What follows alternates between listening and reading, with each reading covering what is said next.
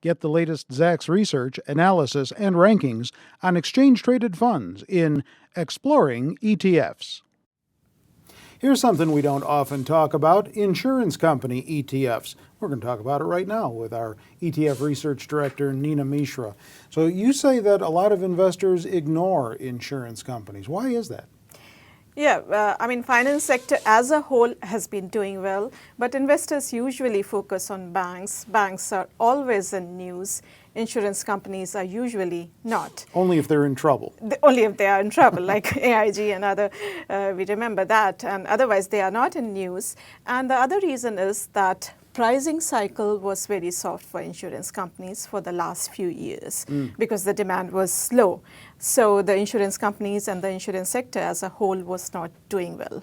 The pricing cycle reversed a few months back as the economy began to recover and the demand began going up. So now these companies are able to increase their prices and they are able to increase their premium. So this year the insurance sector has been doing pretty well. It has outperformed the broader market, and with an improving outlook, I think they are going to continue to do very well. Okay, tell me more about that outlook for improvement in that group.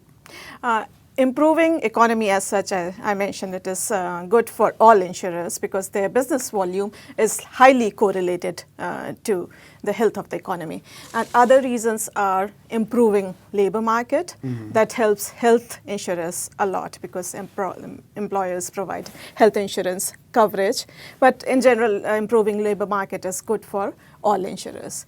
Then the rising rate scenario. Now we heard about tapering again this morning. Right. And whether tapering starts this year or not, interest rates have been going up. The long-term interest rates. Yeah. Many of these insurance companies, they have long-term, long-duration bonds in their investment portfolio.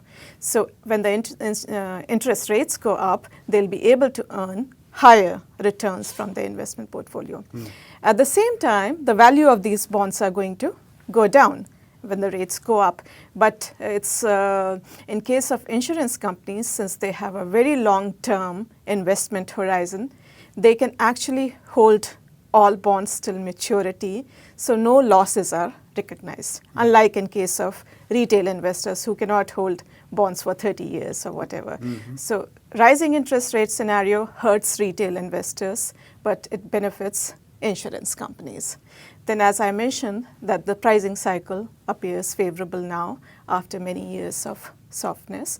So their premiums have been going up. Property and casualty insurance sector has been doing very well this year, and the outlook for health insurance is also improving. We all know what's going on there. Yeah, and in general, the balance sheet fundamentals have improved a lot. They have better liquidity, and so I think they are performing well and continue to perform well in the months to come. So maybe it's time to look at some of the top-rated insurance ETFs. Yeah, let's do that. You've got a couple of examples you brought with you.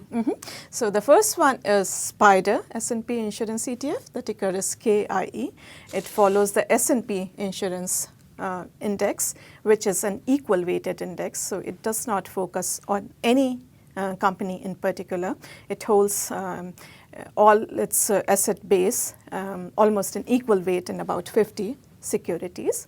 The expense ratio is reasonable at 35 basis points and has a nice dividend yield of 1.9%. About 39% of the assets are in property and casualty sector, and another 20% in health and life sector.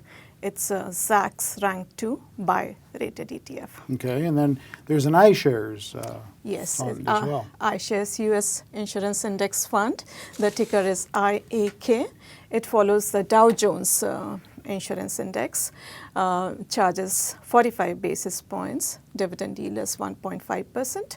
Property and casualty sector is again highest weighted with about 50% of asset base, and life insurance accounts for about 34% of asset base. This is a bit top heavy. About 10%,